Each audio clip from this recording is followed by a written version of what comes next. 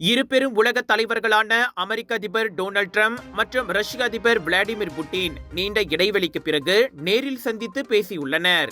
அலாஸ்காவில் உள்ள அமெரிக்க ராணுவ தளத்தில் அந்த 3 மணி நேர உச்சநிலை சந்திப்பு நடைபெற்றது.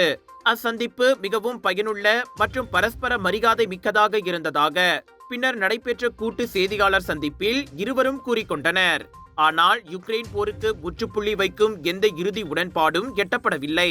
அது குறித்து பேசிய ட்ரம்ப், ஒப்பந்தம் எட்டப்படும் வரை ஒப்பந்தம் எதுவும் இல்லை, அதாவது ரஷ்யா இறங்கி வர வேண்டும் என்பதை சூசகமாக வலியுறுத்தினார். புட்டினோ, ரஷ்யா உண்மையிலேயே சமாதானத்தை விரும்புகிறது, ஆனால் மாஸ்கோவுக்கு நியாயமான கவலைகள் உள்ளன என்றார்.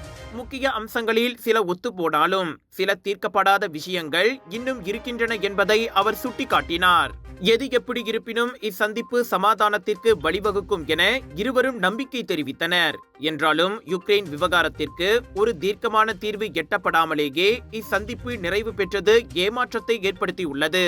அதே சமயம் மோதல் போக்கில் இருந்த இரு தலைவர்களும் அதனை ஒதுக்கி வைத்துவிட்டு நேரில் சந்தித்து பேசியிருப்பதே ஒரு பெரிய முன்னேற்றம்தான் என்பதையும் மறுக்க முடியாது.